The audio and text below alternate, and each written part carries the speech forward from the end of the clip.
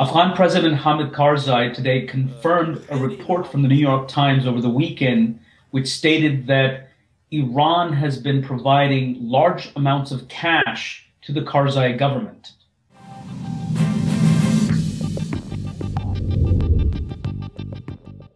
When you look at this report, and the first thing that comes to mind is this is to be expected. Whoever said that Iran or other regional players are not providing financial support to Karzai in an effort to expand their sphere of influence. The United States provided suitcases of cash when Washington wanted to oust the Taliban regime. So if this has been happening for a very long time, the question is, why are we hearing about it now?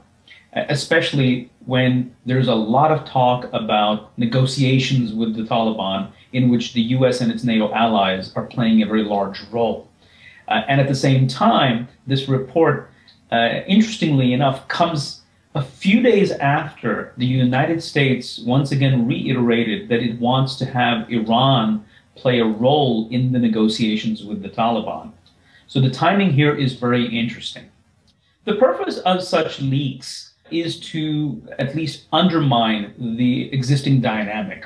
In this case, the dynamic is that the United States is pushing ahead very strongly with the idea of negotiations and is working with the Karzai regime, is working with elements of the Taliban, and is also involving Iran in this process. Clearly, the idea here is that this is not right, so there is an effort to highlight it. So what happens is that when you highlight such an issue, the media picks up on it, there's a debate, and the government, the US government, is forced to respond to questions from the media as regards these reports, and therefore putting the government on the defensive.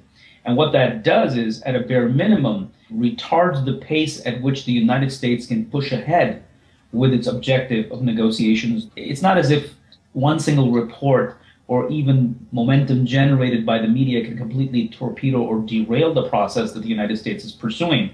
That said, it does complicate things, and if the United States is forced to take a stand on this and come out and condemn Iran for providing the money and then condemn the Karzai regime for accepting the money, it basically risks alienating both sides, both of whom the United States needs to be able to push forward on the settlement process.